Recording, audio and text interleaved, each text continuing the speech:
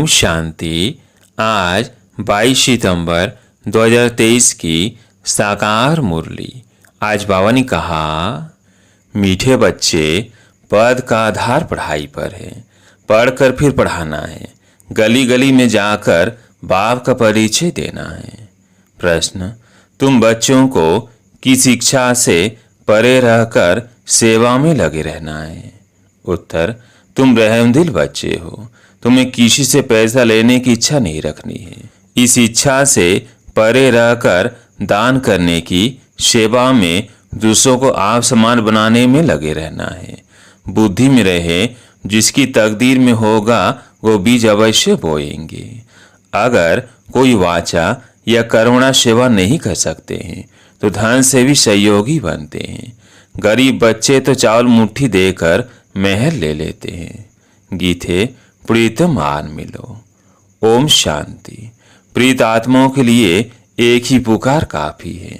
अब यह किसने पुकारा और किसको, यह तो सिर्फ तुम बच्चे ही जानते हो, क्योंकि तुमने बाप द्वारा बाप को जाना है। फादर सोच सन, फिर सन सोच फादर, ऐसा कायदा है। अप्रीत आत्माएं सब प्रीतम को पुकारती है। गीत तो श्री कृष्ण के लिए गाया हुआ है। सबकी श्री कृष्ण के साथ प्रीत तो है ही। श्री कृष्ण के भक्त समझते हैं श्री कृष्ण ने राजयोग सिखाया था। वास्तव में प्रीतम सबका एक ही है। सर्वपतितों को पावन बनाने वाला एक ही है। निराकार को ही याद करते हैं, परंतु परमपिता परमात्मा को फिर यथार्थ रीति जानते नहीं। निराकार का यथार्थ अर्थ क्या है सो जानते नहीं। बाप ने समझाया है, वास्तव में एक ही राम है। हे प्रभु, हे ईश्वर, ओ गॉड, एक को पुकारते हैं। कोई जिस्मानी मनुष्य या देवता को नहीं पुकारते। बुद्धि निराकार तरफ चली है। गॉड फादर सभी का एक ही है। समझते भी हैं हम ब्रदर्स हैं, परंतु आत्माओं के रूप में है। यूं तो हर एक अपने अपने धर्म का है। अपने धर्म के भाई बहन भी लड़ते रहते हैं। जब सभी दुखी होते हैं तो बाप कहते हैं, मुझे याद करो, क्योंकि सर्व का पति तो पावन मैं ही हूँ। प्रीतम तो सब प्रीतात्माओं का एक ही है। सजनी साजन को याद करती है। प्रीतात्माएं याद करती है, प्रीतम आन मिलो। आत्मा याद कर रही है, जिया बुलाए। बुलाने वाली तो आत्मा है ना, शरीर तो नहीं। जीवात्मा से बात करती है। दुनिया में मनुष्य तो देवाभिमानी होने कारण अपने को शरीर समझते हैं। तुम बच्चों को यह पक्का समझना है कि जीव की आत्मा बुलाती है। आत्मा प्यार करती है। शरीर से प्यार नहीं करता। आत्मा शरीर धारण करती है। इस समय का प्यार भी अशुद्ध है। देव देवताओं का प्यार तो बहुत शुद्ध होगा ना। मनुष्य समझते हैं प्यार विकार का ही होता है, परंतु सतयुग में प्यार है, लेकिन वहाँ कोई विकार नहीं होता है। बाप तुम बच्चों को एक ही जन्मों के लिए इन विकारों से बचाते हैं। तुम ये बातें किसको भी समझाओ तो सुनकर बड़ा खुश होंगे। तुम कहते हो, बाबा सर्विस नहीं होती है, परंतु सर्विस के तरीके तो बहुत बताते हैं। अब ये दशहरा आता है, देवियों की पूजा भी सब जगह होती है, तो वहाँ भी जाकर समझाना चाहिए। बाप की पहचान देनी चाहिए। वह है परमपिता परमात्मा, निराकार बाप। हम आत्माएं भी मूल वतन में रहती हैं। वतन घर को भी कहा जाता है। हम आत्माओं का बाप भी वहाँ परम धाम में रहते हैं। बाप बच्चों को भेज देते हैं। यह भी ड्रामा अनुसार ऑटोमेटिकली चलता रहता है। उनको भी अपने समय पर आना पड़ता है। एक बाप है, बाकी सब है आत्माएं। यह है मनुष्य सृष्टि। उनमें दैवी गुण वाले मनुष्य लक्ष्मी नारायण थे सतयुग में। बाकी कोई 8 से 10 भुजा वाले मनुष्य नहीं होते। यह कहाँ से आए? पूजा जहाँ होती है वहाँ तुमको इनोसेंट हो जाकर पूछना चाहिए, यह क्या है। रुद्र यज्ञ भी बहुत होते हैं, साहूकार लोग यज्ञ आदि बहुत कराते रहते हैं। तुम कहाँ भी रमण कर सकते हो, तुम रमता योगी हो। जो जिस जिस देश में रहने वाले हैं वह सर्विस कर सकते हैं। यह कौन है जिनकी पूजा होती है, क्या करके गए हैं, किसकी संतान है, ऐसे से बैठ पूछना चाहिए, फिर समझाना चाहिए, क्योंकि तुम्हें सबका कल्याण करना है। रहमदिल बनना चाहिए। मुफ्त पैसे बर्बाद करते रहते हैं। बच्चों के लिए सर्विस तो बहुत है। अभी दशहरा आता है, उस पर समझाना चाहिए कि रावण को क्यों जलाते हैं। रावण का राज्य कब से कब तक चला, फिर विष्णु का राज्य कितना समय चला। यह ब्रह्मा का दिन और यह है ब्रह्मा की रात। गवर्नमेंट को जाकर समझाना चाहिए, बरोबर अब रावण राज्य है ना, वह विष्णु संप्रदाय अथवा दैवी संप्रदाय, यह आसुरी संप्रदाय। बड़ों बड़ों को जाकर समझाना चाहिए, चित्र ले जाना चाहिए, कोशिश करनी चाहिए, ऐसा बाण मारे जो नाम वाला हो जाए। बनारस में बहुत बड़े बड़े टाइटल मिलते हैं सरस्वती आदि के। और सरस्वती तो है जगत अम्बा। भारतवासी सब जगह अम्बा को मानेंगे। जगत को रचने वाली तो जरूर पिता भी होगा। जगत पिता ब्रह्मा और जगत अम्बा सरस्वती कहते हैं ना। सरस्वती भी ब्रह्मा की बच्ची है, ब्रह्मा की मुख वंशावली है। ब्रह्मा को फिर रचने वाला कौन कहा जाता है? शिव परमात्माए नमः। वो हो गए देवताए नमः। तो देवताओं को रच पिता वो शिव परमात्मा हो गया, उनसे वर्षा मिला होगा। तो तुम बच्चों को समझाने निकलना पड़े ना। जो जो अच्छे समझदार है उन्हें सर्विस करनी चाहिए। बाप तो गली गली में नहीं जाएंगे, यह बच्चों का काम है। सर्विस नहीं करते हैं तो समझेंगे सर्विसफुल नहीं है, तो फल भी ऐसा ही पाएंगे। फल बच्चे तो बने हैं, परंतु पढ़ाई पर सारा मदार है। जो जास्ती पढ़ेंगे वो ऊंच पद पाएंगे। पढ़े हुए के आगे अनपढ़े भरित होएंगे। पुरुषार्थ ऊंच पद पाने का करना चाहिए। ये शिव बाबा सम्मुख समझा रहे हैं। बाहर वाले बच्चे भी समझेंगे शिव बाबा मधुवन में मुरली चलाते होंगे। मुरली नहीं आती है तो बच्चे हैरान हो जाते हैं, सोचते हैं शिव बाबा की मुरली क्यों नहीं आई। क्योंकि शिव बाबा मुरली से ही हमारा जन्म हीरे जैसा बनना है। मुरली तो रोज सुनना चाहिए।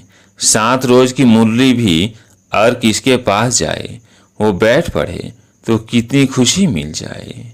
पढ़ना जरूर चाहिए। कोई भी लूला लंगड़ा गूंगा भी ये पढ़ सकते हैं।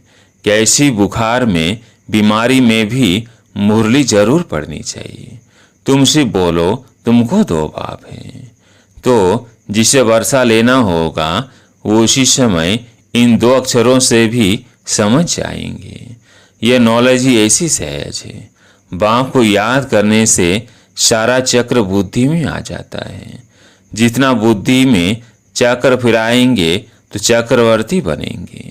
बाप कहते हैं जो मेरे भक्त हैं अथवा लक्ष्मी नारायण आदि को मानने वाले हैं उन्हों को समझाओ।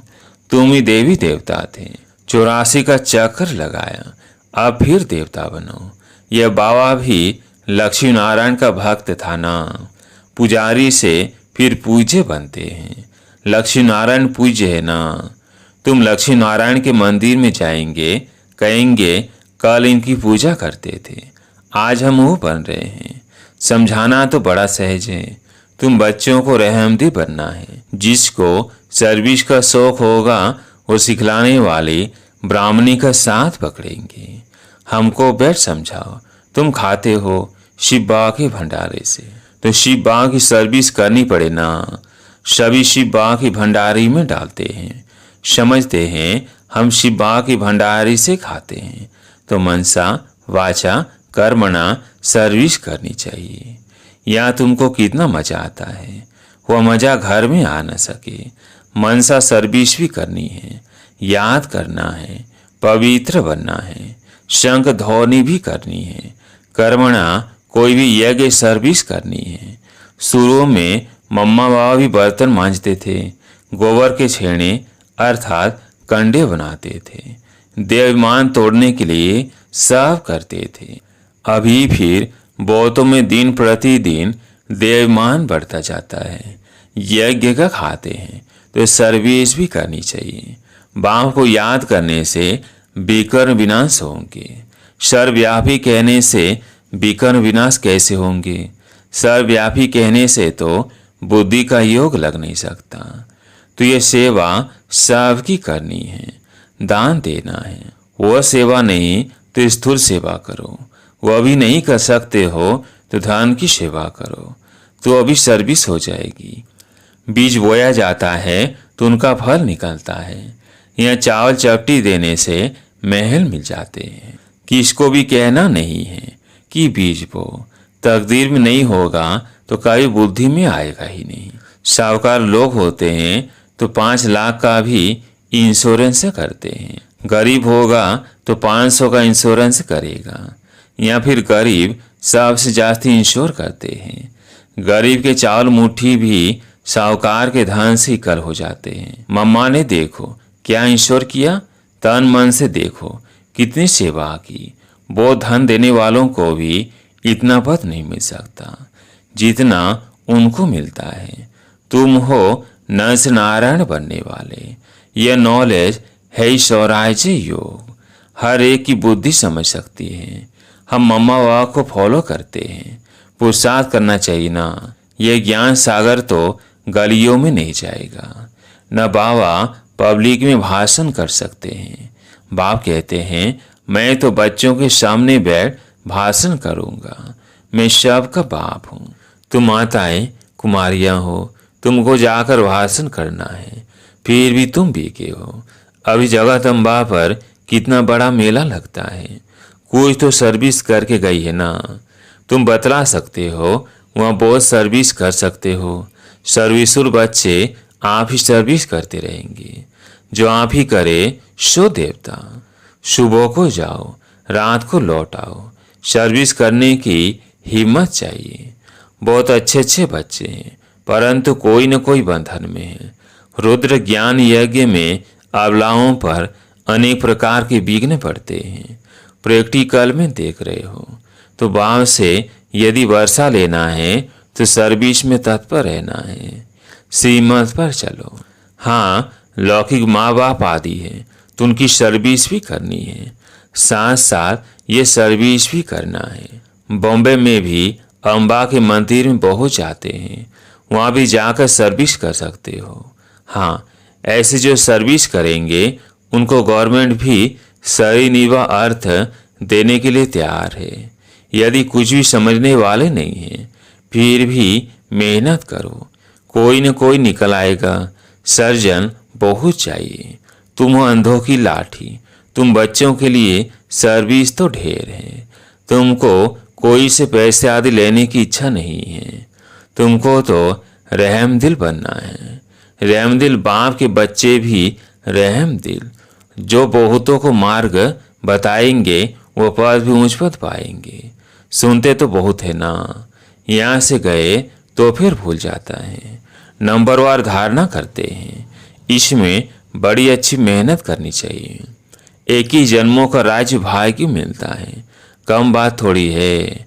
जैसे गवर्नमेंट कहती है सोना हराम है, बाप भी कहते हैं नींद को जीतने वाले बनो, रात को भी कमाई करो।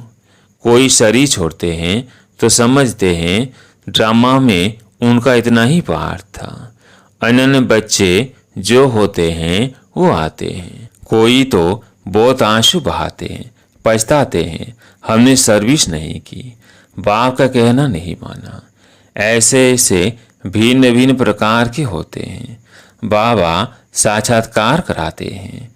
तुमको कितना कहते थे सर्विस कर आप समान बनाओ, तुमने कुछ नहीं किया, फिर रोते हैं। धर्मराज के आगे भी रोते हैं, मार खाते हैं। इम्तिहान हो गया, रिजल्ट निकल गई, फिर रोने से कुछ फायदा होगा क्या? अभी प्रीतम आया हुआ है, प्रीत आत्माओं को ले जाने। कहते हैं आओ तुमको विश्व की महारानी बनाए, जो पुरुषार्थ करेंगे वो बनेंगे। स्टार्स में भी नंबर वार होते हैं, कोई तो बहुत चमकते हैं। तुम पुरुषार्थ कर रहे हो, ऊपर में तुम्हारे पिछाड़ी के रिजल्ट का यादगार है। अभी तो ग्रहण लगता है ना, चलते चलते ग्राचारी बैठ जाती है तो तूफान से निकल नहीं सकते। ग्रहण लगा, यह गिरा।